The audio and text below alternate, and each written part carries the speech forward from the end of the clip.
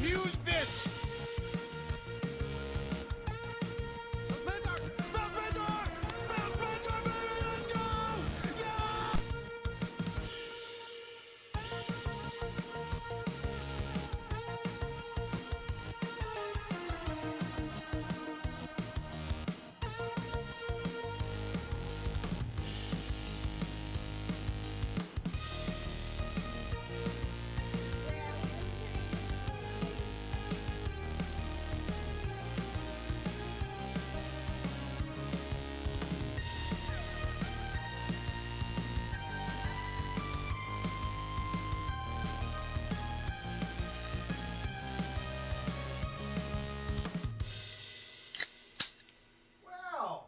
Well, I have an echo. We have an echo, don't we?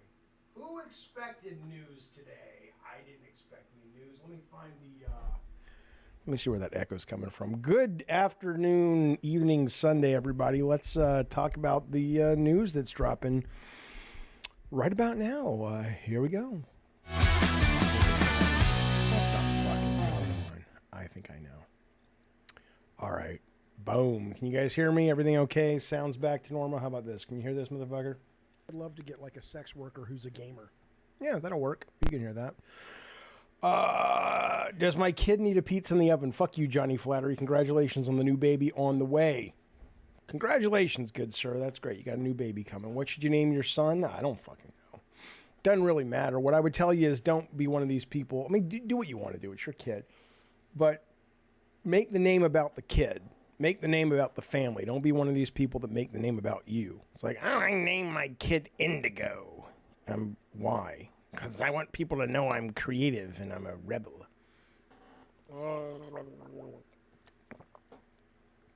We're going to be talking just in a second about the Xbox thing. I got to drink my muscle milk. There's old Gaz. Hey Gaz, I was on Gaz's show yesterday. I hope you guys caught it. He says, who cares about Xbox going third party, entire internet? I don't care. I hate some of these fucking people, man. I hate some of these fucking people. Let me just one more sip. We'll get into the news. Hang on.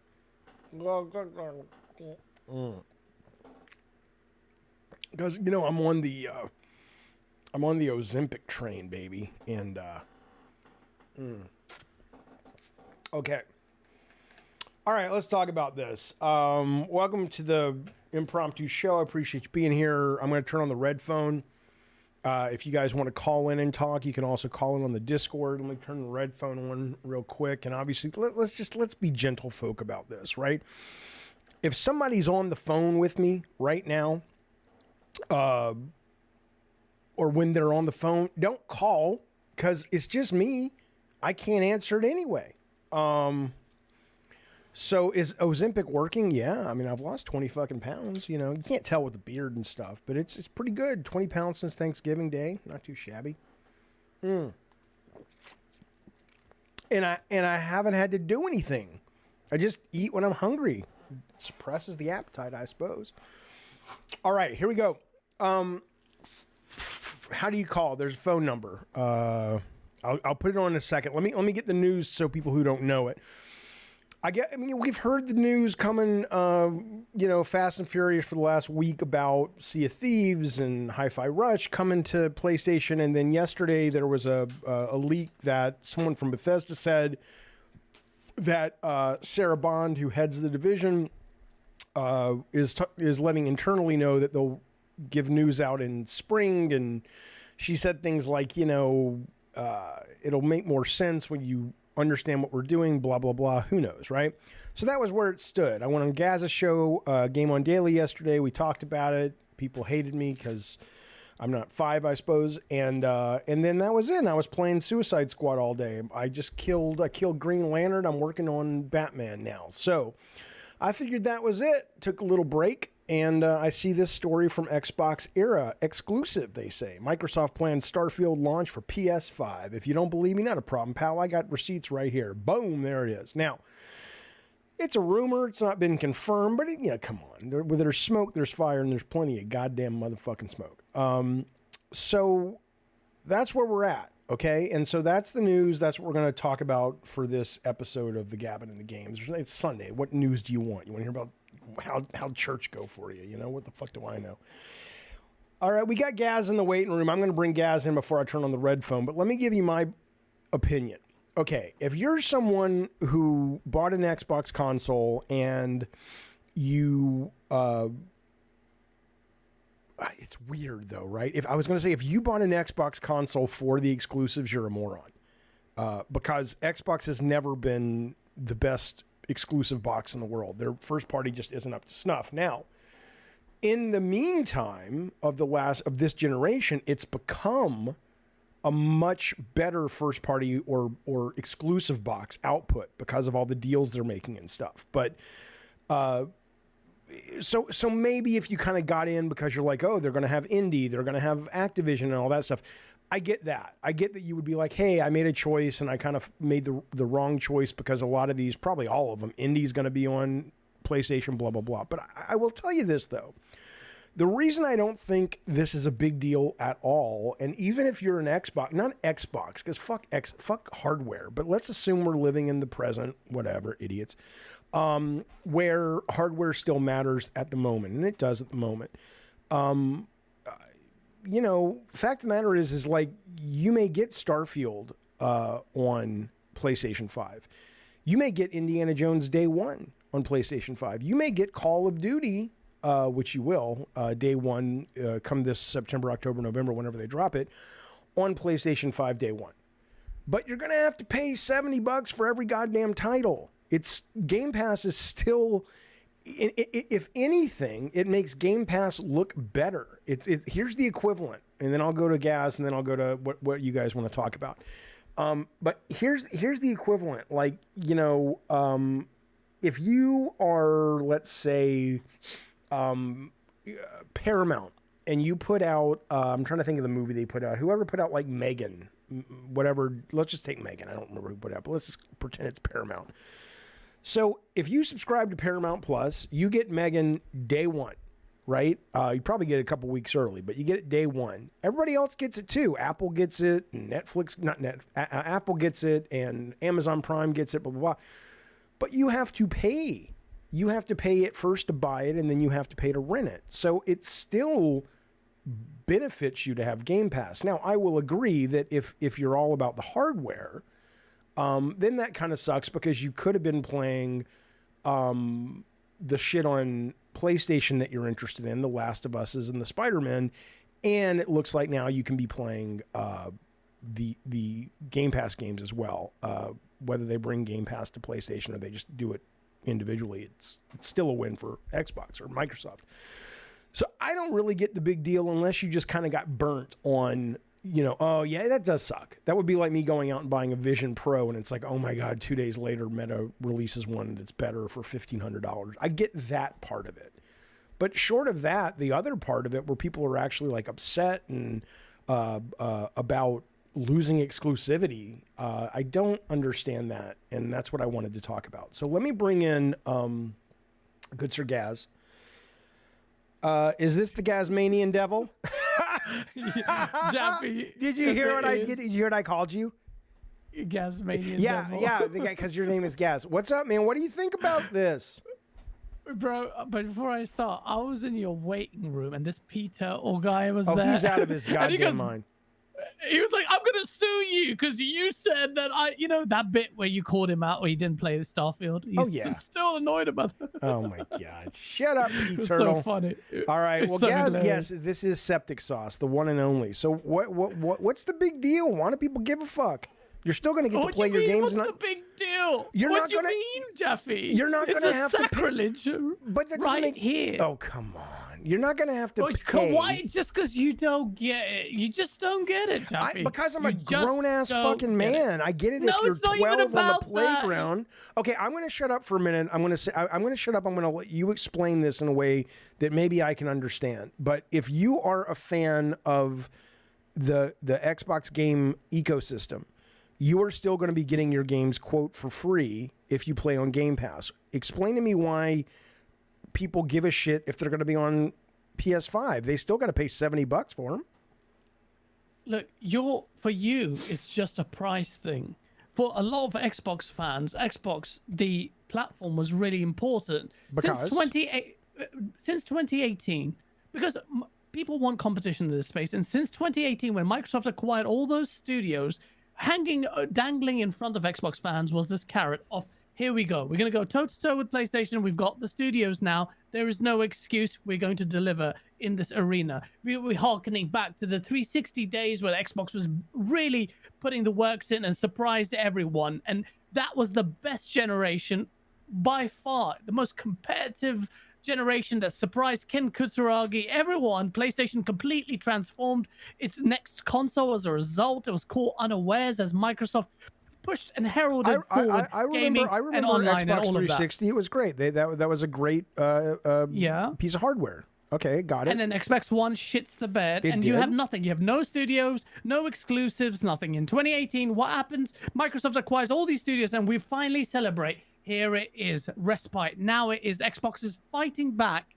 and now this console will have an identity. I don't understand. And that's the reason why people bought the console, not because of just Game Pass. I don't understand. You're telling me that the reason people are mostly upset is because they look at, I mean, that's what we're, let me just be clear. That's what we're talking about. You're talking about adults with allegiance to a video game company, and they feel like they want their team to win. Well, ultimately, is that what we're talking about?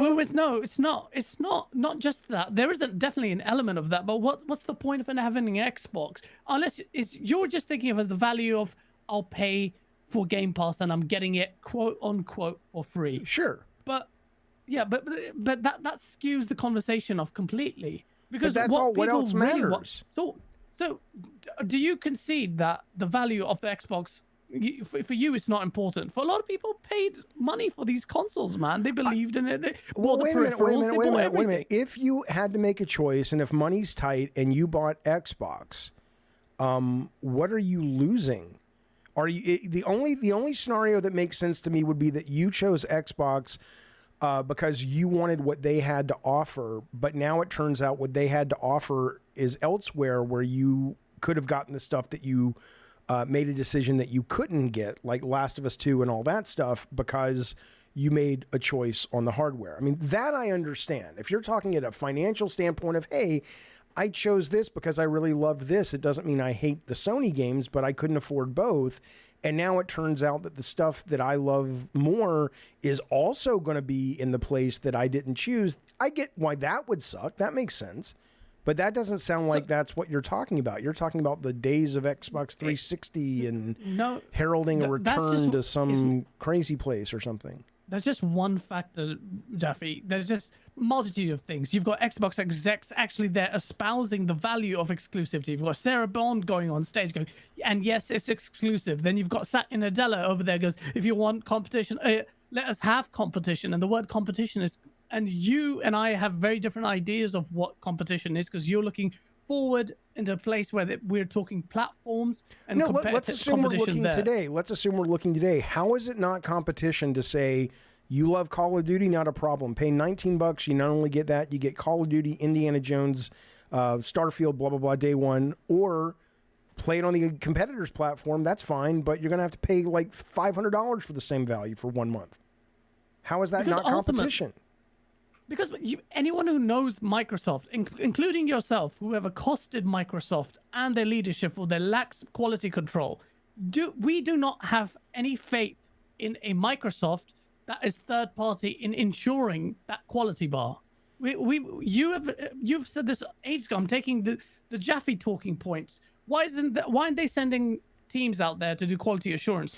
I have major issues. I have major issues with that, but that's a different conversation, isn't it? Isn't that a conversation? No, it's intrinsically linked to this, because Microsoft are shit at what they do now when they really were apparently trying to compete. When they're third party, that pressure gets lessened, so they don't have to do that as much. We're not going to get that okay. Then I don't even understand why you have allegiance. Then, if you're basically saying they're shit now before this announcement, and this announcement now is only going to make them more shit, then But What I good? mean, then I if mean, you hate them, vocal- then it's time to move on. I mean, what do you care? it's not so black and white as It well. is You say absolutely hate. so black and white. No, it's not. It's because me personally, you how could have seen my Israel channel. Palestine be black and white for you, but Xbox PlayStation is just it's shades of gray and nuance. There's slightly difference between a genocide being There's a committed huge and difference, corporations right? So you would think that the jostling for Palestine control. Israel would be the one with the shades of gray and the nuance, and there's a lot of history there. This is but my instead, question to you. Yeah. Shouldn't I be saying this to you? Shouldn't I be saying this to you, Jaffe? That there should be no shades of grey. Yet over there, you perceive this levels of grey you don't really actually elaborate on. And here, when it comes to gaming, I you're have elaborated, and we can have that conversation. But there are absolutely shades of gray with Israel Palestine. With this, it sounds to me like they're basically saying if what you're saying is true, and I'm with you on the idea that for multiple years now I've said they've got real problems managing their product development. This would even be another kind of like it's almost like I hate this thing. Hey, you don't get this thing. Why does Sony get the thing that I hate? Right? It's like, but I wouldn't care if a Sega could come in and replace Xbox, but I just don't know who this other entrant's going to be. Also, who cares? You should care. You should care because PlayStation. You tell me this, Jaffe. I asked you this yesterday. Yeah. Will PlayStation be more or less relaxed? Will they be more inclined to take the piss with their pricing for their games? Yes or no? Are they going to be feeling more relaxed to get away with an $80 or $90 per game? Yes or no? After this, they will be feeling the less competition they have, the less terrified they are of losing their jobs, and the more they get away with sloppy work.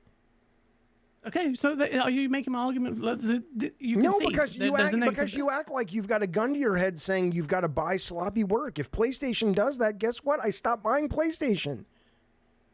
What's the problem? It's you guys act like there's this scarcity of resources when it comes to video games. Video games, the one thing we know,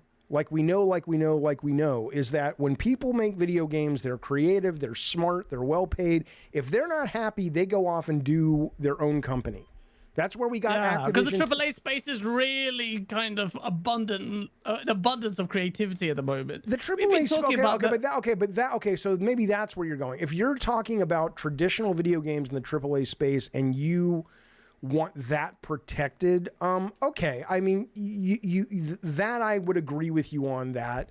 That is possibly if the only game in town making those big budget games, even though you guys concede that Xbox's attempt at those were not very good, then sure, though they have less incentive to work hard. But I guarantee you, Neil Druckmann, Cory Barlog, Herman Holst, and Scott Rhodey are not going into work going, boys, we got to work real hard today. I saw the build for, Hi-Fi Rush. I mean, it's not like they were a monkey on their back. That's very naive of you. You're telling me, look, if on the back of Call of Duty, and imagine, for instance, Call of Duty was exclusive. You don't think the memo went in, or like we really need to tighten the braces here and really make sure the whole point about ABK and why Xbox Call of Duty, yes, but Call of Duty was never going to be exclusive. But yeah, of course, absolutely. Even if it's not exclusive, in the current position that remains, and PlayStation doesn't get to rely on it because Game Pass is coming out in Game Pass. Okay, let me ask you a question. So let's say, let's take it from Sony's position, though. Not the fact that they're worried about the quality of first party's output like what, Halo Infinite's doing. But if you're talking about the Call of Duties and if you're talking about, Indiana Jones or any of these other companies they've acquired, assuming that they can produce themselves without first party's interference, I absolutely, if you're Sony, that competition hasn't gone anywhere. The competition still exists. It's like, hey, shit, man, you think Sony isn't sweating going, we need to come up with our own Call of Duty killer in the next 5-6 years because, people are going to start playing it on Xbox or Game Pass. Why would they spend $70 on it? Right? Yeah, well, absolutely. That's the point. Like they have a less of an incentive now. Like the idea is now Xbox as its identity dwindles away. PlayStation goes ahead and gets more and more dominant. You're relying on Game Pass now. Game Pass's value proposition to really bring in the competition. And Game Pass relies on console sales to succeed. Now, Game Pass growth has stalled completely as a result. That's because Game Pass. but we've had this conversation before. everybody who's writing the obituary on Game Pass is again, you have a right to doubt it because the production development group at Microsoft has been anemic. But if they ever get their shit in gear, and they may or they may not, but let's hope they do. Like we got a guy in my chat, Trip Rowe, saying Game Pass does not work. You don't get to say that yet. Alexa, stop. You have not put out. You have not. Game Pass has not expressed itself in the market yet because no one is buying Game Pass and going, look, we got Redfall or whatever the fuck it's called, Redfield or whatever the fuck that was, right? But suddenly if Indy's I'm saying if Indy's great, if Call of Duty is there day one, and these big purchases they've made and they get some of their product development together, then you'll be able to actually compare it and go, would I rather buy my games for $70 or, oh my God, look at this value for $19.99 a month. Then you can say Game Pass works or doesn't work. But right now it doesn't work, not because the system doesn't work. It doesn't work because it's like having a Ferrari, but you have like no gasoline for it. I mean, and again, that's a huge problem. But you can't blame the business model because of it because it hasn't proven it out yet. I'm not blaming the business model. I've been a proponent of Game Pass, and I still am in terms of a disruptive model, especially in light of what PlayStation's doing with its pricing for games that don't necessarily justify the price. But what Phil Spencer and co say, or whether you take it a pinch of salt, is that that's plateaued on Xbox, and they're looking towards a PC. And someone in your chat is saying Game Pass doesn't rely on Xbox consoles. Well, out of 30 million, about 28 of that is consoles. You're talking about a good couple of million on PC that have that number. Now, it's the fastest growing by default. But I do agree that to a certain degree, I also disagreed with Spencer here. I said I don't think it has plateaued on consoles because ultimately we haven't seen the quality of those games. Now, Game Pass, if it does become this disruptive force, we're looking at less console wars, more platform wars. Which is great. Which is great, but it's a hypothetical that's in the future that you'll be relying on Call of Duty to disrupt it. So we will get to see, but I can't say definitively because one, even on Xbox, despite all this value proposition, if Redfall's aside, most people don't even know what Game Pass is. And but that's shitty marketing. They're terrible at a lot of this stuff. They're great at some of the vision, but yeah, their marketing is shit. I agree. But which is another reason why I'm confused why you people are so worried that they're going to Sony. It's like, it sounds like you hate these people. Hate who? Sony? The Microsoft people. Like, their products, you're like, no one knows what Game Pass is. It's not working. Their games aren't as good as Sony's. Okay, then leave them. You're like you're like Tina Turner with Ike. It's like, lady, don't eat the cake, anime. Get out of there. We're not. They've had good wins. Game Pass is still an excellent service. I believe that, but it sounds like a lot of your argument is that they're shit.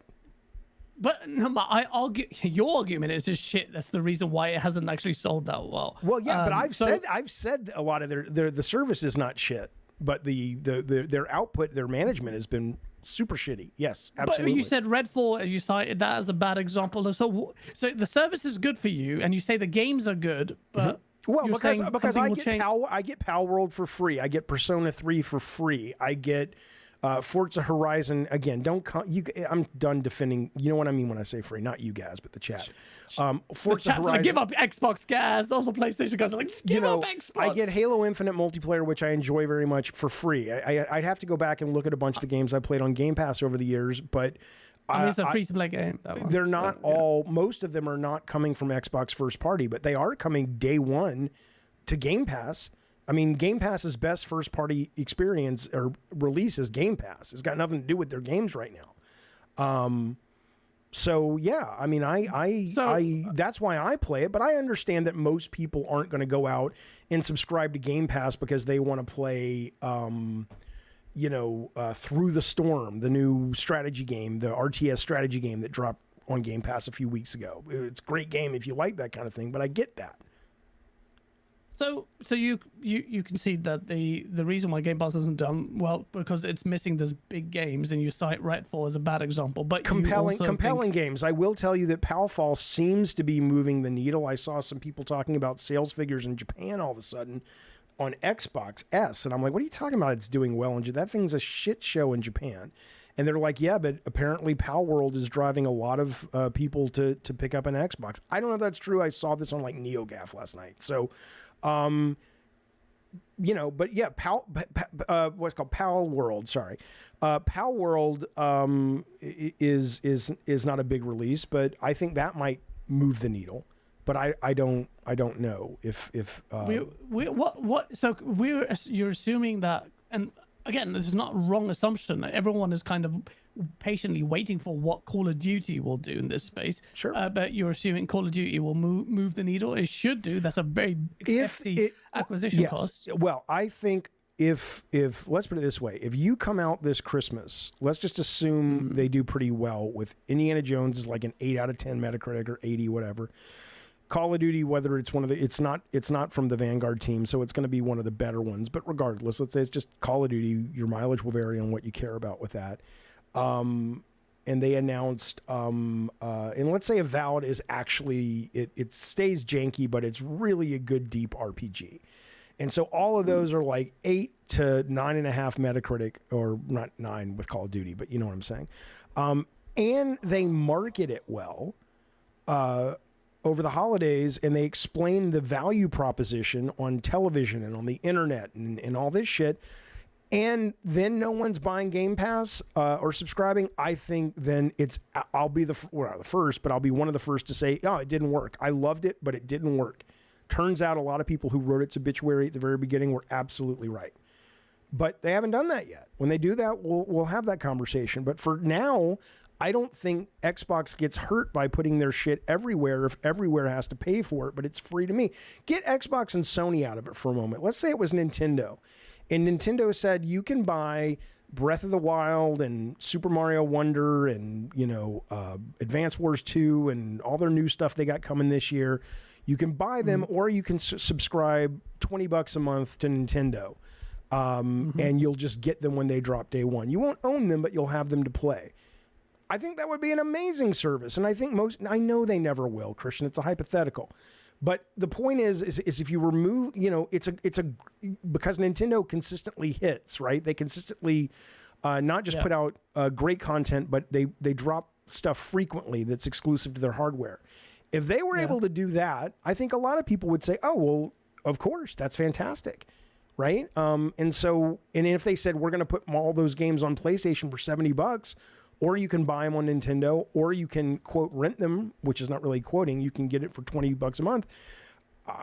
What's the problem? You think suddenly Nintendo's going to try less hard?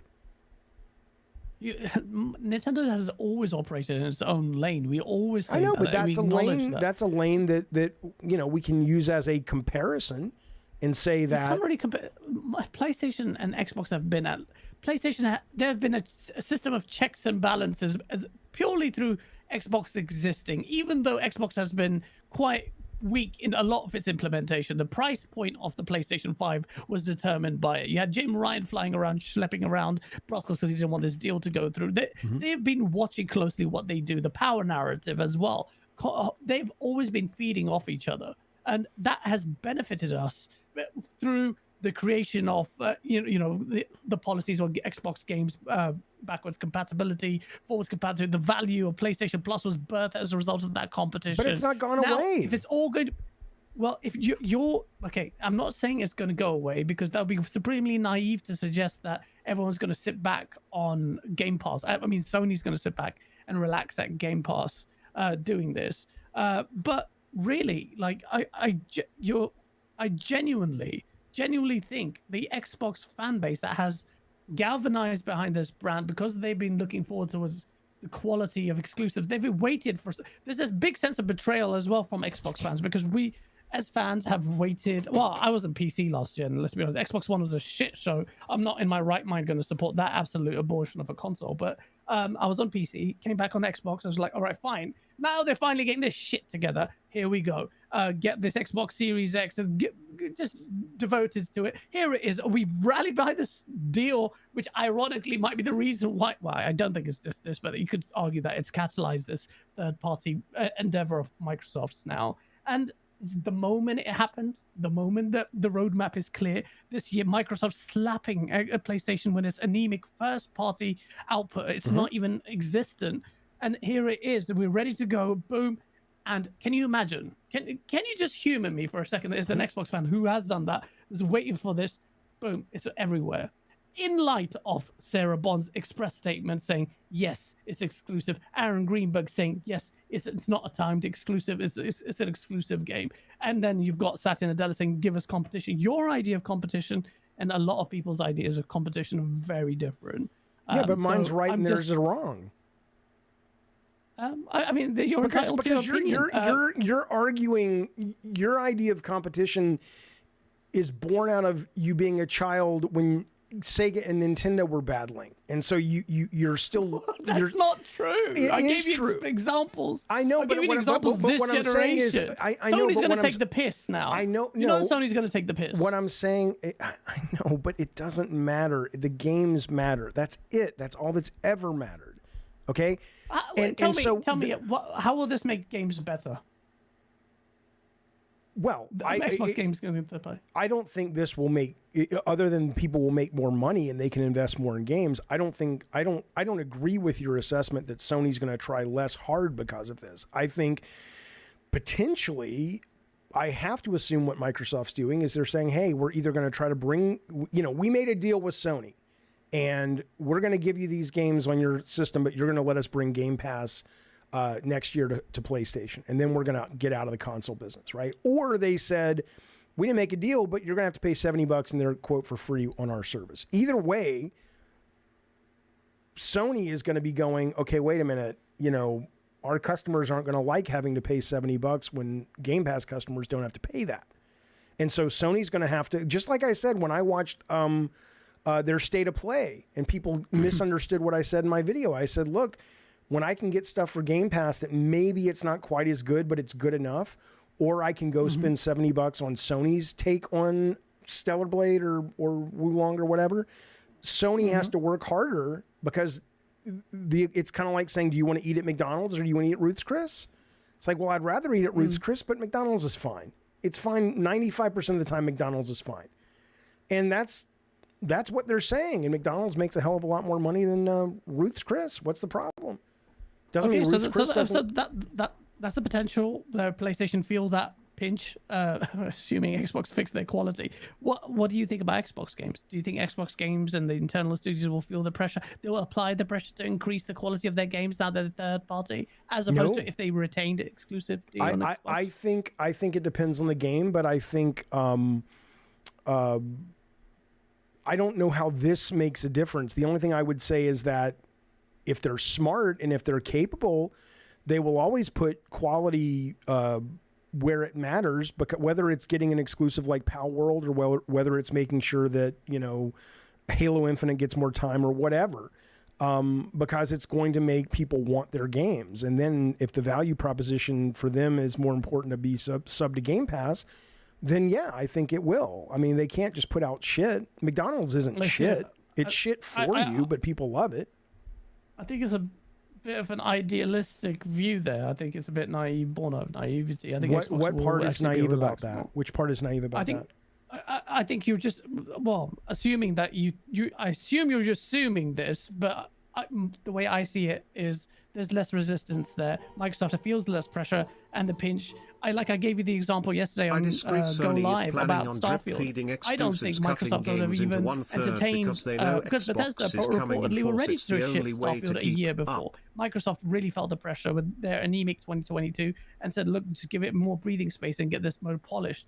That kind of incentive, I think, will go away. Microsoft will not feel that pressure. If it's third parties say, okay, just release it everywhere, we don't have to fare with the blowback without that we're competing with PlayStation. Okay, so what you're saying is even though they had no problem releasing Redfall when it was exclusive, fine. Let's assume and the reason they didn't want to release Redfall, funnily enough, but okay. But what I'm saying is if these guys say we have even less incentive to make our games good because they're third party now, great. But then they can't expect people to stay subscribed to Game Pass, can they? Why not? The value Why would proposition is I- still that you like your Power World. Your Power World is not exactly the Palworld's most fucking refined great. game. Palworld is not. Yeah, but it's not exactly a refined, janky game that's derivative as hell. People say that's like it's not but I'm derivative. not saying I enjoy it. I'm not saying that. But look, Power World is a clear example of a title that doesn't need masses of. I mean, that's a different weird example. It's called the zeitgeist of Pokemon. Okay, well, give me and another example. Then. weirdness. Give me another example. Give you example of what? Well, you're saying give an example of how if Xbox doesn't have to try, they can still make Game Pass a value proposition. If they can relax a bit. I'm not. Because you did. You said if they go third party, No. they're not going to have to try to make their games as good. Yeah. Is exactly what you said. Yeah, exactly. Give me an But example exactly of what that. one of those games might be. It hasn't happened yet, though, has it, Jaffe? No, make something up. Like, what does that mean? So you're saying they So could we're put talking about Indiana hypotheticals Jones out, and exactly. Indiana Jones could be as janky as Redfall, is what you're saying, or Redfield. Whatever. No, I'm not saying that. I've never So said that. I'm saying, give me an example. Make something up. That, Okay. paint a picture of what that would look like. Is what I'm asking you to do. Okay, take your Indiana Jones example. Mm-hmm. They are Arcane, for instance. Arcane have been getting it. Not because it's not Arcane. It's Arcane. The other Arcane. It's Leon? Machine Games. No. Machine. Sorry, I'm confusing it. Machine Games. Machine Games are releasing it. They will say we're going a third party, or they feel the pressure internally because they have these internal memos. They've compared their games with The Last of Us. They have done that. We have seen the that's right. discourse, and But give me they an don't need to example do of that how anymore. Indiana Those Jones. memos won't exist. Give me an example of how Indiana Jones can be a worse game with the philosophy you're saying is going to be marbled into Xbox now that they've gone third party. What would happen? Is the frame rate going to be shit? Is the If there'll be there may be less incentive for them to leverage the Xbox's frame rate, perhaps, or just getting the frame rate right. They could have less quality control. Okay, so what are the consequences? What are the consequences if Xbox goes third party and relaxes? The consequences, I would imagine, are people stop subscribing to Game Pass because the stuff they put on Game Pass is no longer compelling enough to stay on Game Pass, right? No, I mean, that's very determinative. It could be people, we will just get lower quality bar, but unless the competition or other people in the space don't feel the pinch for it, they will just get lower quality games. That's it. I'm not saying everyone's going to, en masse, stop subscribing to Game Pass. I'm not saying that. But what I'm suggesting is people will learn to accept lower quality because people already call Game Pass games Game Pass fodder. We've seen that statement. If people learn to accept lower quality, then people deserve what they've learned to accept. What they're saying is they don't care. They're good and neither do you. I do care. I don't. But you love Game Pass. I don't agree with your assessment of Game Pass. I think the only brick that you have to stand on foundationally is you're absolutely 100% right, and only a fool would argue with you that the production value that a number of people love and have come to be trained to think is the height of video games is only going to ever be, unless somebody new comes along, at the best of the best on PlayStation. And if that's what you're talking about, then I think you're absolutely right. But I don't give a fuck about that. I'd rather play Palworld than the Last of Us 2 Remastered.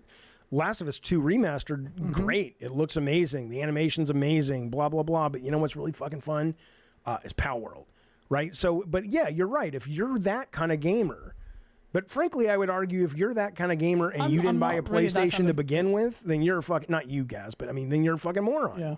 Why would you even have an Xbox at this point? That's like saying, you like thrill rides, but you go to Disneyland and not Six Flags. It's like Six Flags is where they have the thrill rides, not Disneyland. Why would you even go to fucking Disneyland?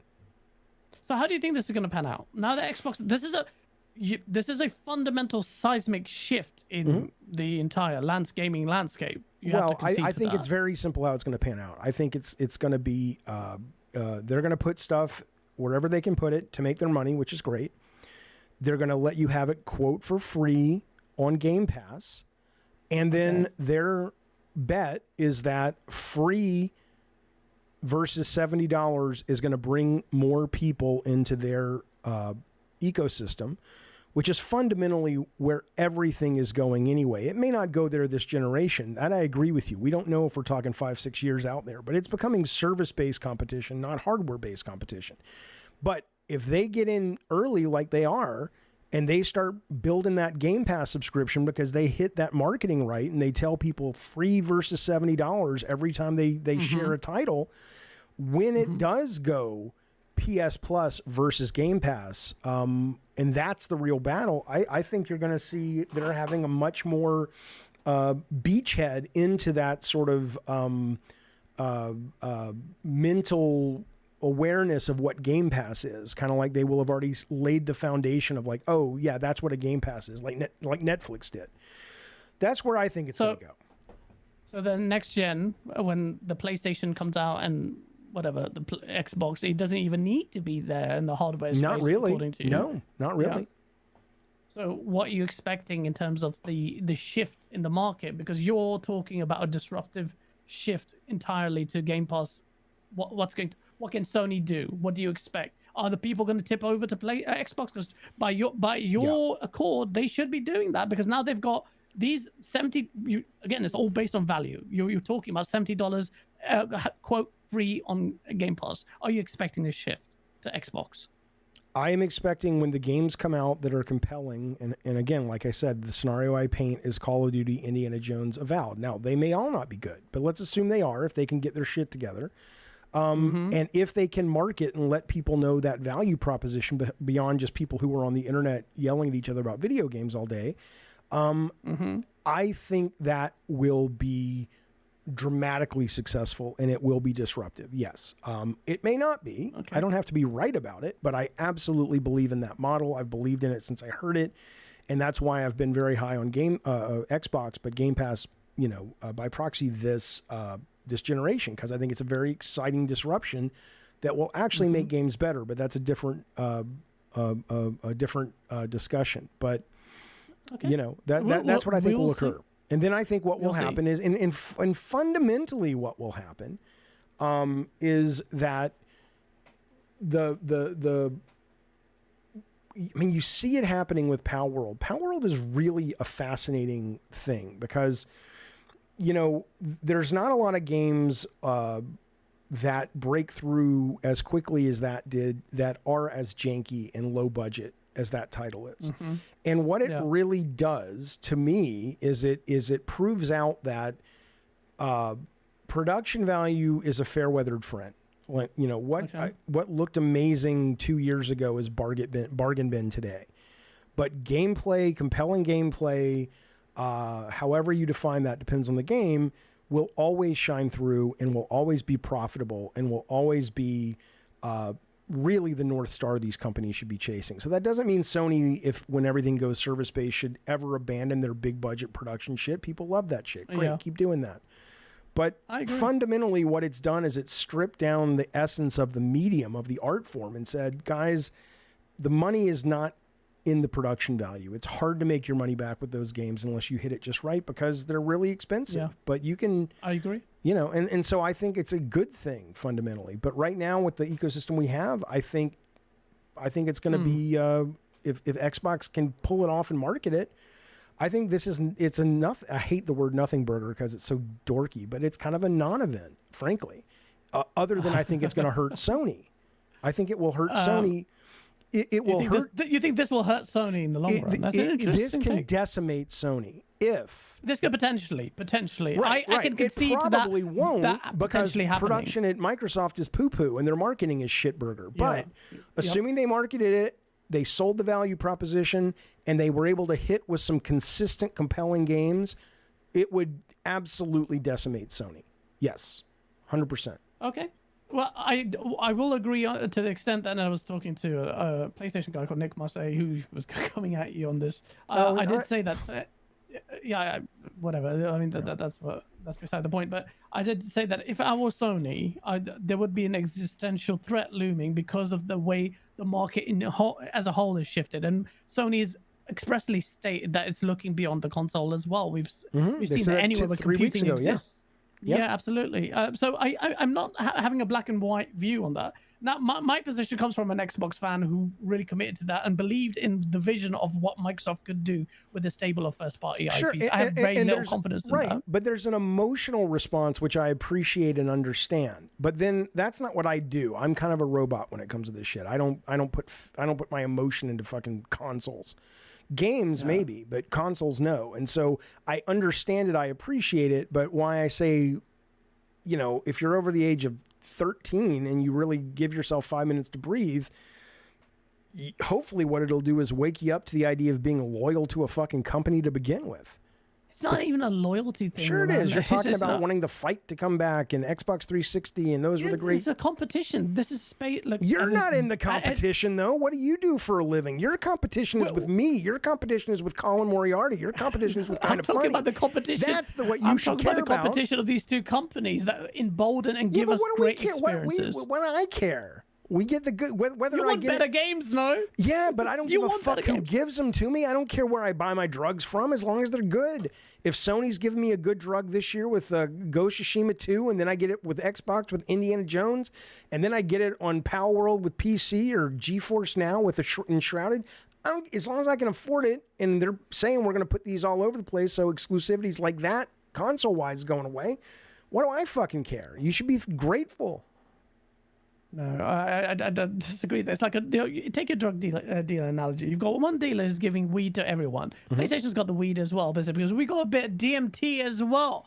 You're gonna go to the guy with the DMT anyway. Absolutely, so because I want pay a little bit for because I premium. want the DMT. But guess what? If the DMT becomes in Xbox, and I start being able to get it for $20 a month, but I don't own it. Microdose. You know, whatever.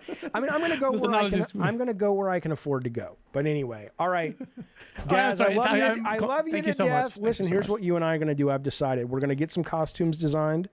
We're going to dress up. You and I are going to parachute into Gaza, and we are going to go there, and we are going to win the fucking war for for everybody getting together. They would be scared of us. Because they would see your Xbox passion and they'd say, we can't fight this guy. We're the IDF. We got all kinds of tricks up our sleeves, but this motherfucker believes in the Xbox vision. We're fucked. And they would put their arms down, my friend. I hope so. All right, buddy. I'll talk to you soon, guys. Thank Thanks, you so man. much. All right, Thank bud. you for letting Anytime. me Call back all the time. All right, there's guys. I'm going to turn on the red phone so you guys can call. Let me get the super chat that came in. I want to see what you guys have to say, but I do want to get the super chat. I very much appreciate it. Thank you, fellas. This comes from Bold Alpha Wolf Pack. Thank you. He says, I disagree. Sony is planning on drip-feeding exclusives, cutting games into a third because they know Xbox is coming in force. It's the only way to keep up. It could be, but if you're talking about drip-feeding, cutting games like Spider-Man, I don't remember in the leak what the mentality of splitting Spider-Man 3 into two parts is. I kind of liked it because I thought it meant it was going to be so big. But if you're looking at it more from a standpoint of like, oh, they're just doing that to fuck with you, I mean, and get more of your money, I think that's fine if what they sell in part one is worth the $70 they charge. But if you play part one and it feels like a 8-hour game and people wanted more than that, which I'm sure they will, then I would take issue with it. But I don't think we know really what the motivation is for them to split that up. So we have to wait on that. But I appreciate the support and the super chat. Thank you.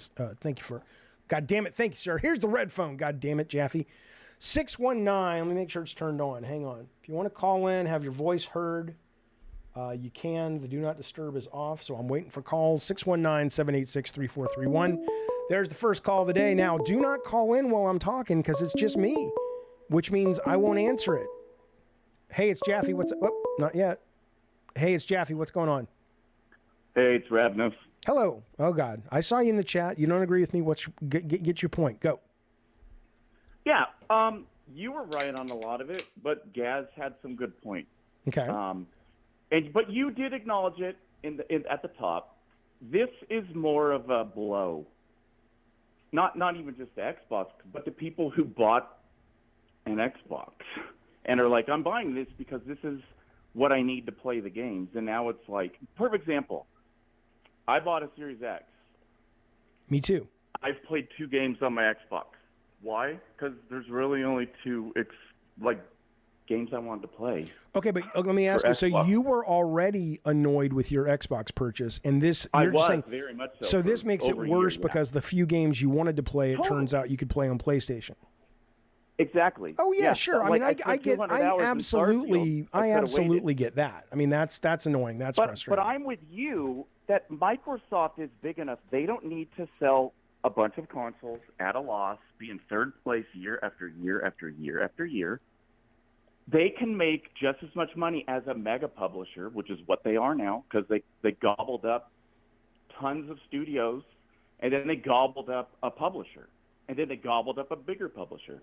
So Microsoft, as far as dev strength, they have what they need to be a massively successful publisher. You mean even even without Game Pass? I think Game Pass helps them get a foothold into other consoles. Like, Right. you know what I mean? Like, it'll be a good transitional way. It may eventually become profitable. If it becomes profitable, keep it. If not, then just be a Right. publisher. Just have Yeah. Look, I agree with just that. have the Xbox Sure. label be the new EA. Sure. Remember how huge EA was? I in the absolutely do. 90s? I don't think they have proven they have the management to do that, but assuming that they did or they acquire it, like they wake the fuck up and bring Rob Ferguson over from Blizzard and put him in head of like right under Phil Spencer and give Matt Booty the booty. No, I agree about the management. If they mismanaged for a do long that, time. yeah, if they're able to do that, then I would agree. Game Pass. I mean, even though I think Game Pass matters very much because that's where it's all going. It's all going service battle, not console battle. But regardless of that, Yeah. yeah, you're right. They have all they need other than management and marketing to be a great publisher. Absolutely. Yeah. Yep. And it's like, I understand why people are upset that bought boxes, but the console warrior aspect is like what Jazz was saying. It's like, oh, we need, the competition, they need to get in a fight. And it's like, why? Like, why does it need to be my plastic box is better than your plastic It's dumb. box? And Why more can't it just importantly, be my competition game? is never going anywhere. If someone's making money, someone else is going to come in and try to make that money. It's not like this means Nintendo folds up too, and now it's just the almighty Sony. It's Well, like, yeah, because for think one, about that. If Nintendo's in first Sony is place. making fucking tons of money by making these AAA banger games, you think someone's not going to come in and try to challenge that? They'll try, Exactly. and they probably will. What they'll Well, probably what happened? realize, they'll Sega probably left the realize market. is, why would I spend $300 million on my own take on The Last of Us when I can spend $70 million or $40 million on my take on Pal World and make a hell of a lot more profit? But, somebody's going to go, going to want to go head to head with the big budget stuff, I'm sure. So, Yeah, I mean, it's going to create a vacuum. You never know. Maybe Apple will finally buy Disney and then create their own box. absolutely. Who knows? Absolutely. I mean, Weirder things have happened. No one ever Absolutely. thought Microsoft was going to be a manufacturer. They were a No. software company. that's right. I mean, Apple, look, and let's be clear. I mean, Apple Arcade's a goddamn good service. I know a lot of people don't even play it because they just think it's cell phone games, but they If took Apple sees Microsoft stumble like this, think about it. It's always been Apple and Microsoft. It Sony used, was it always used to be, competing with- and then Bill Gates gave Steve Jobs a shit ton of money to save Apple. So, Yeah. I'm always reminded of the scene. I bring it up all the time of the Jimmy Fallon, Drew Barrymore movie Pitch Perfect, where the fans were in a bar and they saw the competing baseball teams having dinner together, and they're like, "I don't understand. That's the Atlanta Braves guys having dinner with the the Cincinnati Reds. That doesn't make sense." And it's like, dude. Right. It's not real. It's PR. It's you're getting caught up in a bunch of fucking advertising. Focus on what matters, which is the Marketing. games. Yep. Yep. I mean, I agree. Hey, when are we As going to have a long as- baby? I know they say men can't have a baby together, but we should try it. I mean, right? You can get a vagina put in. I mean, This is how you know I don't you think have it this. would This work. is how you know I I respect you, don't but think I it have works, ADD though. Have because they ever actually because successfully done I that? am now bored of the conversation we were having. But instead of telling you I'm bored of it, I just go off on No, I was random waiting tangents. for you to say you were bored. No, but I just did the vagina thing because at least that was kind of entertaining for me. It's always good Well, buy to a talk guy to you, a drink buddy. First, man. What's that? Jesus. Have a good one. You too, buddy. I See said you buy soon. a guy a drink first. All right, bye. All right, red phone is still on. Call me 619-786-3431. Fuck you, Naw Dog. I will fucking kill you in your sleep. Okay, well now we have a new Apple console. I'll tell you what, man. I'm gonna let the hype pass. It's been very, very difficult for me not to run and pick up a goddamn Vision Quest Pro or whatever the fuck the goddamn thing is. I love watching all those fucking demos, man. So fucking cool. Hello, this is Jaffe. What's going on? Who's calling me? Hey, Jaffe, it's Blazuka's calling in. Hey, I just wanted to congratulate PlayStation owners that we just had an amazing win, and that essentially having full price games and actually having artistic integrity, it just ensures that we win the console race. So, I think God has something to do with it. I think they should be thanking God. I think a lot of people have something to do with it. Yeah. Yeah, you know. So, I mean, think about that. I want to thank everybody. But you know what, though, for a moment, shame on you. And shame on this idea that PlayStation's games, I just got to rant for a moment, have artistic integrity, but other games don't. Okay? I know that's not exactly what you're saying, but here's a news flash. When a game looks like art and smells like art, it's not art. It's playing the role of art. The real art is subversive. The real art you don't see coming until you figure out, holy shit, that thing really affected me, right? So I would argue that there's more. I'm a fan of generative AI, so Pal World is fine to me. But it's not going to win. There is more art in a. Let's see. I'm trying to think of a small indie game. There's more art in Dave the Diver than there is, and I am a big fan of Last of Us Part 2. But there's more art in Dave the Diver than The Last of Us Part 2. Is what I would say. That's fine, but again, it's not going to win the console awards. I'm not going to be on the conversation long, other than to say, listen. This is my New Year's. I'm going to celebrate all night. I'm going to stay up all night. PlayStation just won and made Xbox a third-party publisher. You guys should riot in the streets and go tump over cars. I got it. 619-786-3433. God damn it, Jaffe. 619-786-3431 is the number you can call to jump on the phone and talk about this groundbreaking news that has everybody. Phil Spencer, according to the news, they're outside his house on his lawn right now. Somebody got a camera snuck inside. Drone, I think. He's in the corner, hovering back and forth, just saying the word Blinks the Time Cat over and over again. It's Jaffe. What's going on? Hey, Jaffe. This is Mr. Orange. How's it going? Hello, Mr. Orange. Is this annoying Orange's father? Yes, I'm always in there talking to you, but I've never called in. All right, what's up, man? What's going on? What do you want to talk about? So, I just wanted to start from the view that Microsoft, to me, seems for generally to be a forward-looking company when they're looking at the path that they're going to take. You know what I mean? Yep. So, in my thinking, Apple just introduced the iPhone 15 Pro running Resident Evil 4 with ray tracing. Mm-hmm.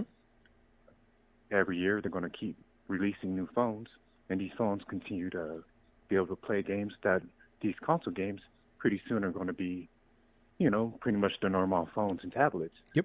All my kids play games on phones and tablets. Of course they do. None of my kids care about PlayStation or Xbox. Mm-hmm. At some point here, you're going to be seeing Apple's going to have by far the largest gaming base. They have already said, there was a study that came out 2 weeks ago that said that children today, I guess they were talking like 12 and under, it used to be Nintendo was their first experience with video games. Before that, obviously, it was the arcades. Now it is cell phones and tablets. You're absolutely right. I saw it with my kids who are older than your kids probably, and it's the same thing. They have no interest in consoles. They want PCs, tablets, and phones. And they don't care about owning their games, and they don't give a shit about subscription and subscribing to a game or a movie. They don't care. The worm has turned. The generations have swapped. And this is, and that's why I'm saying it's like I can appreciate the emotion of people who are like longing for what they know. But this is how business is done.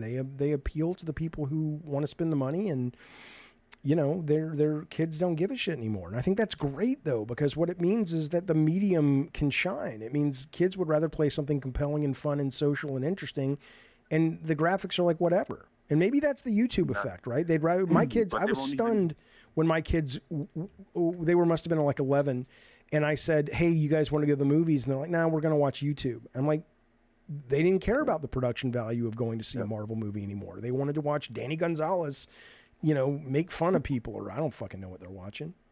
They don't need Last of Us graphics. Roblox is a billion-dollar company. Absolutely. Because these kids, and here's the thing is, there's going to be a point in time where there's going to be so many of the gaming iPhones and tablets and even Android phones, because even Android phones at this point is getting to that point to where a developer's like, hey, I want to release a game. When they release a game, they're going to still put it on like PlayStation. Now, Xbox. let me ask you a question, though. Your kids are how old? My oldest is 18. My youngest is 13. Okay, so the kids, they're all old enough to play, quote, real games that are more, like Resident Evil or whatever on a phone.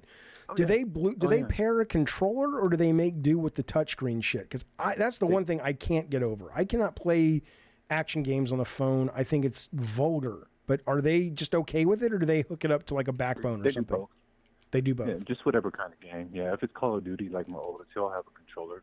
Okay. Something like that connected to it. But at some point, though, what you got to think about is, oh, hey, this game's coming out next Friday. They're not going to think, let me go download this game on my PlayStation or my Xbox. Yeah. Their phone's going to have that game. They're not even going to have to think about downloading it. They're just going to play it on the stream. And this is what Xbox is preparing for. That's Xbox right. don't give a damn about console sales anymore or anything like that. They're already a brand. Like, yeah, I think you're right. Who all, I think Xbox looks at it and says, look, we can't compete with Sony. They already have that beachhead. Exactly. But fundamentally, it's kind of like it's kind of like being upset that you're launching a business and you didn't get the best spot at the mall when you know good and well in 5 or 6 years, no one's going to the malls anymore. So, okay, you can have that, Sony. And I mean, absolutely. I mean, it is, and I don't mean that to be mean to Sony. People always assume I'm like bashing Sony. It's just, you're right. Microsoft is so much more forward thinking this generation. And I know there are people at Sony that hate that because they're forward thinking too, but there are powers that be at Sony that just are living like it's still 2012. It's crazy. And they sell about as many phones as what Sony is going to sell the entire generation. Yeah. They do this per year. And each iteration, it gets more and more powerful. So this piece of hardware that you just got 2-3 years ago, if you really want something that's better, you just go into your local phone store, trace this up, and now you've got yourself, basically 3 times the gaming power, and it's still going to be the same console game. Dude, the revelatory moment for me was last week when I finally subscribed to GeForce Now. And I'm playing games. It makes my Xbox X and my PS5 look like last generation because they're running the highest end PC they can get. And it suddenly, it's like, don't fucking come at me with your high-end graphics on PlayStation 5. That's 5-year-old technology. I'm playing like something from 6 months ago that I mean, so yeah, I mean, all of that is just is so silly when people argue over it today. It's like, guys, read a little bit, do some research on where the future's going. You sound like cave people arguing over who gets to live in which cave, and people have built condos by the ocean. Move on. But I hear you. Let me ask you one question. Why do you think I get people telling me when you and I have these kind of conversations, inevitably, we see people come out of the woodwork saying, well, PlayStation's number one. Yeah, Jaffe, Microsoft's really setting themselves up. PlayStation makes so much money. They're doing better than they ever have. What are you talking about? Why do you think they can't understand that today's winner isn't tomorrow's winner? It's like, do you think they're just too young and they haven't experienced that? I mean, no. It's the end of it. It's the end of the console generation.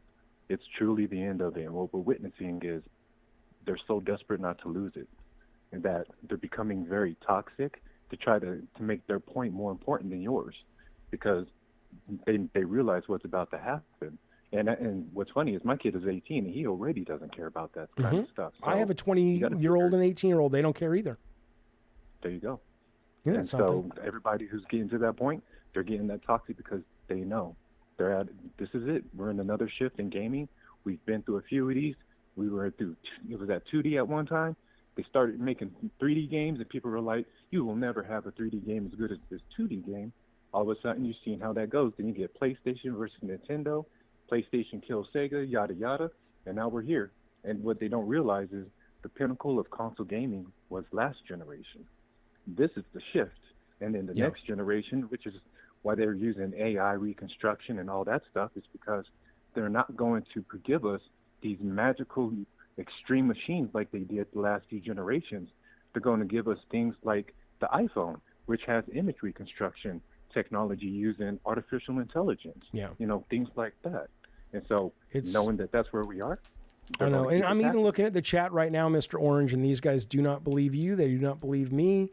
I got Eye of Thunder going, cope harder, Jaffe. Cope over what, bitch? I have every piece of hardware under the sun except the goddamn Vision Pro from Apple that just came out yesterday.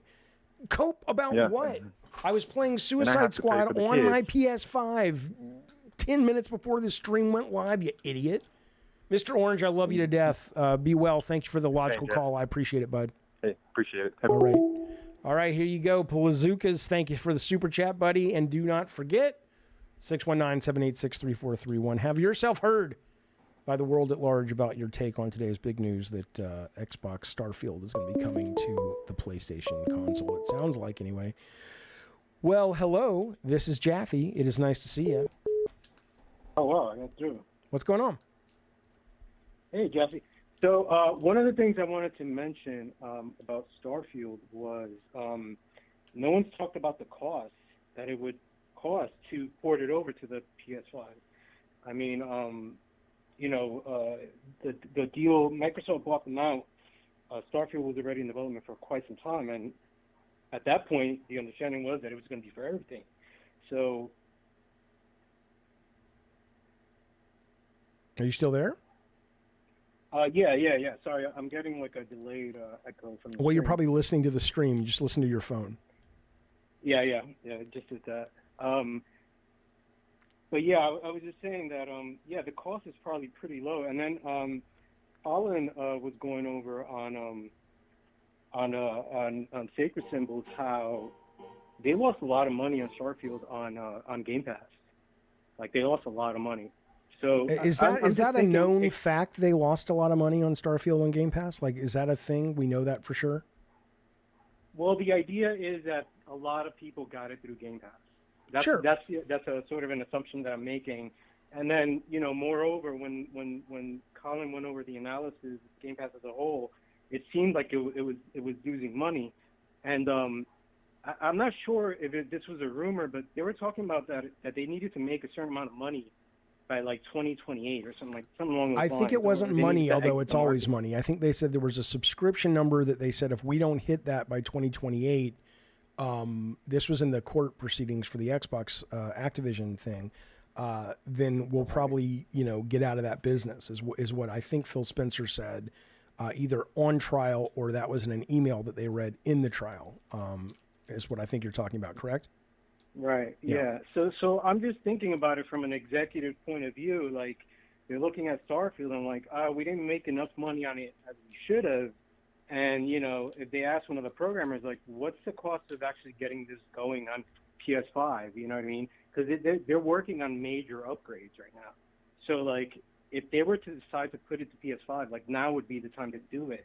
Sure. Because like, you can now remerge, both builds and then sell it out that way. Yeah, I don't know how they're handling the port of it, but if there is actually one, but it sounds like there is. But, I imagine what the plan was is like any other subscription service, is they were going to plan on a lot of people subscribing in the fall because of Starfield, and then the cadence was going to continue. So it's like, I'll cancel my game. I imagine there was a large percentage of people who signed up and then canceled their Game Pass subscription. But Xbox was probably planning on something to come along 2 months later, then a couple of compelling but smaller things a month later, and then a bigger that's why the vision will work with all the studios they own if they can manage that cadence. But so far it's been horrible. Do you think one of the ideas that sort of the executives had was that they were looking at Skyrim and looking how, people have been playing this game for the last decade. I'm sure. And they keep coming back to this game. Can we make Starfield a new version of that? Yeah. And just keep people subscribed forever? I don't think that was the only thing, but I think absolutely that was going to be one of their anchor games. And as much as I loved Starfield, it certainly was a disappointment for a lot of Skyrim fans that were expecting something like you're describing. But that, I don't think that. Yeah, the modding stuff was a punch in the dick. Yeah, look, I mean, even like, I mean, if you take the analogy with Netflix and you look at like God knows how much money they just spent on the Zack Snyder Rebel Moon Part 1 and Part 2, I'm pretty sure because the reviews were bad and the word of mouth was bad, Rebel Moon did not make its cost back in terms of people who chose to sign up. That's right. Yeah. I heard about that project. I thought it was an awesome idea. I was like, wait, Star Wars, but not by Disney. I need to check that out. And then I heard it was bad, and now, I completely forgot about it. Right. So, I mean, it's a risk, but it's a risk whatever you do. Whether you put it out for $70 and it doesn't hit, and you have Forspoken, or you put it out for a service and it doesn't hit. I mean, that's the thing. You've got to deliver the goods. The business model is in service to the goods. That's why people talk about Game Pass doesn't work. It's like you're crucifying a business model. You don't have the data to crucify the business model. What you have the data for is to say that so far Microsoft has not been able to execute the business model in order to properly judge it. That is absolutely correct. So, all right, man. Thank you for the call. I appreciate it, buddy. Sure. All right. Be well. Plazukas, thank you for the super chat. He says consoles may be dead as we know them, but I'm going to play them until they go away. Yeah, sure, absolutely, 100%. I'll whatever they put out, I'll buy. Whatever they put out, I'll buy as a console if they have games that I want. But I don't think they're long for the world. I agree. Well, hello there. It is David Jaffe. I am currently wearing a black T-shirt. What are you wearing? Consoles may be dead as we know them, but I am going to play them until they do PC, Xbox, Darth Nintendo Nugget, not you on the games call, like but my God, this Starfield. fucking text-to-speech, I'm going to fucking murder you. All right, what's up, caller? What do you want to talk about? I want to talk about game budgets. Okay. I've been looking this is like related to the Game Pass thing, or, well, subscriptions in general, but I've been looking at game budgets recently, and I don't understand how they can continue going up with things like subscription services and play. They can't. And even without subscription services, they can't. The audiences for those games are not growing. I know. So I'm sort of confused. It's game over when Nvidia buys Steam. Just out of curiosity, do you know how much God of War 1 costs? I couldn't find a number. God of War 1 was $24 million when all was said and done. It was budgeted to be about 16, and it went up to 24. I was looking at the numbers for the recent God of Wars, and it's quite literally 10 or more times more. It's than that. three. I think it's crazy. 240 million, and one of them I don't know which one was. Spider-Man. Spider-Man 2. They said was 315 million. Yeah, and I would imagine Starfield has got to be at least over 200 million, maybe a bit under, something like that. But when the subscriber numbers do eventually taper off, which happens with all subscription services, what's going to happen then? Because it seems like they're just sort of moving from monetization system to monetization system because they need the number to keep going up. But what happens after subscription services?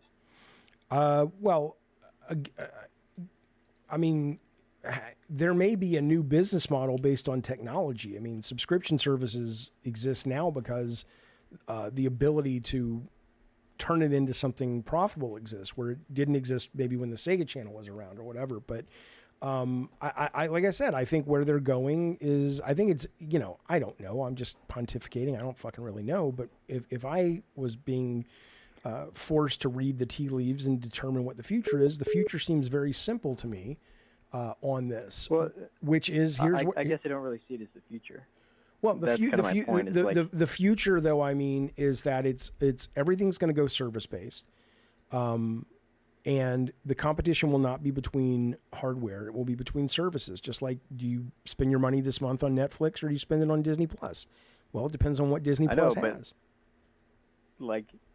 That's my point. The companies are sort of struggling. They're already sort of canceling things, killing shows before they even come out to try and get tax breaks. It's because they don't know how to make those numbers continue going up.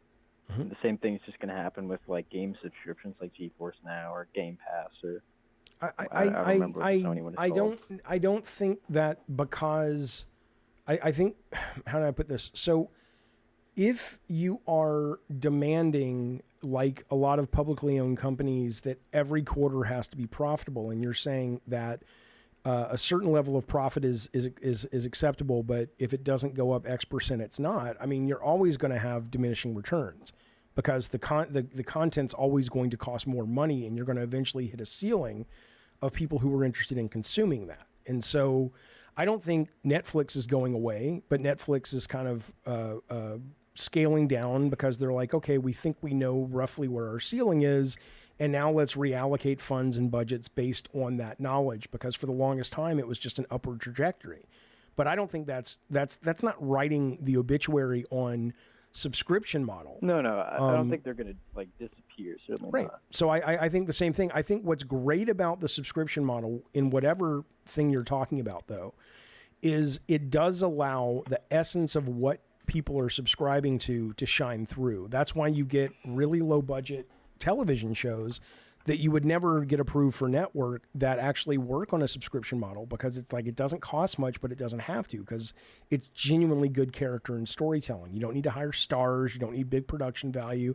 Same thing applies to indie music. Same thing applies to movies, and same thing absolutely applies to games. I mean, think about this for a brief moment. If Sony had put out Pow World, like by all arguments, one would be fair in assuming that Horizon, MMO, whatever it is they're doing, because I've heard it's like a survival version of Horizon, right? Think about the profit that Pow World is already into within hours of release, and then think about the needless nonsense that Sony is spending if they are in fact making a survival Ark-like game out of the Horizon brand, which it sounds like they are, to make, you know, the ray tracing and the shine on the metal dinosaurs, and the hair flows perfectly. Yeah, don't get me wrong, I hate that sort of stuff. I understand, but that's what I'm saying. It's like what it allows is Microsoft or whoever has the rights to Pow World or Enshrouded can go, great, you guys can do that. But you know what? Nobody really cares. There's a group of people who care. A lot of them watch the show, but the people who spend the money are going to go like, why are you doing that? Look at Pow World. The audience says this is good enough. Focus on what they care about. It's clearly not cloth physics of the character when she runs. So I think that's good. I think that's good because it makes the medium stronger. It focuses on what makes the medium unique. I know Ali Star in the chat says, I care. I appreciate that you care. But I hope you appreciate that you're no longer the driver of most of this stuff. I miss Japan Studio so goddamn much. Well, I don't miss their output. I miss Alan Becker being there, and I miss them taking chances. But it's not like, other than Bloodborne. I mean, to be fair, like they had Rain, and they had a bunch of games that didn't really connect. But I miss their ability. I miss Sony's ability to not be so fucking old-fashioned in their thinking of what games are. So, all right, buddy, I appreciate the call. They put out a lot of stuff. Yeah, they did, all but right. not a lot of it hit. All right, thanks, man. I'll call again later. Yeah, please do, anytime.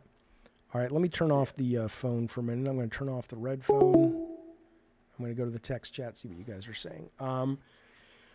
Pow World is a paid exclusive. I thought PlayStation release was coming, says Gavin. I don't. Maybe you're talking to somebody in the chat. I never said that it was an exclusive, a paid exclusive.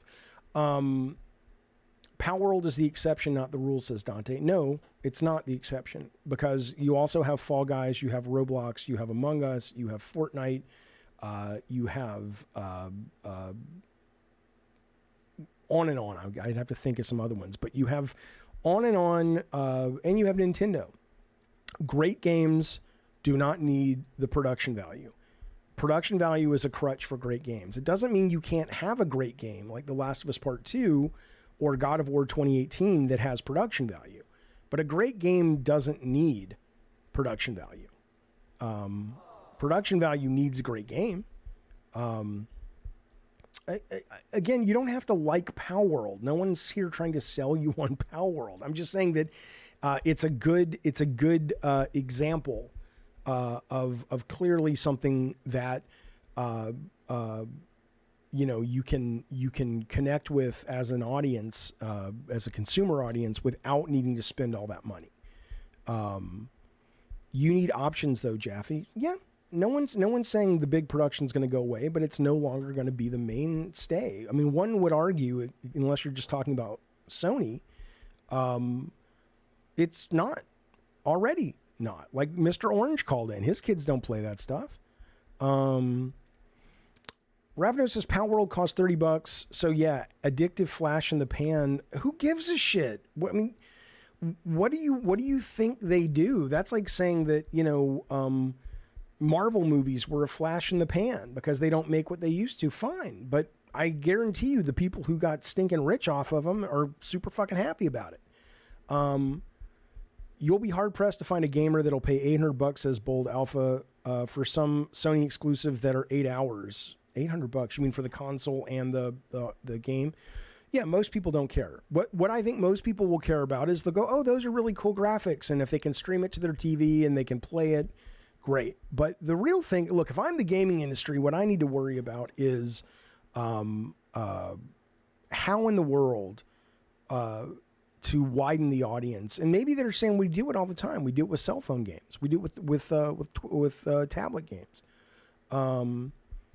So, I mean, look, anybody who talks down on Pal World because it's like, oh, it's a fad. It's like the fucking thing was, it was and it remains really good. And maybe they'll refresh it and it'll be a long timer, or maybe in 3 months it's over. But who gives a shit? It was, I got to play it, quote, for free on Game Pass. I've had a lot of fun. I'm still playing it. What does it matter? Jaffe, would you say it's still worth getting a Series X after these rumors? No, I wouldn't. I think if you are going to buy a console, buy a PlayStation 5 at this point. What do you mean fix my stream? What's wrong with my stream? Did something happen? You just got to let me know. I don't know what you're talking about. We don't know if Power World is a fad yet. We don't, but even if it is, so what? It's fun. It's fun. But yeah, I mean, whatever. So there you go, fellas. Do with it what you will. I don't know. Let me know. It is 2 trendy, massive followed genres combined. Cool. Great. I don't know why it's buffering. Hit refresh or something. Why would it be buffering? Yeah, that's weird. I was having fun with Pal World, but crafting really is the game. It's not Pokemon. No, I agree. I totally agree, CR. 100%. Okay, if it's lagging, do a refresh.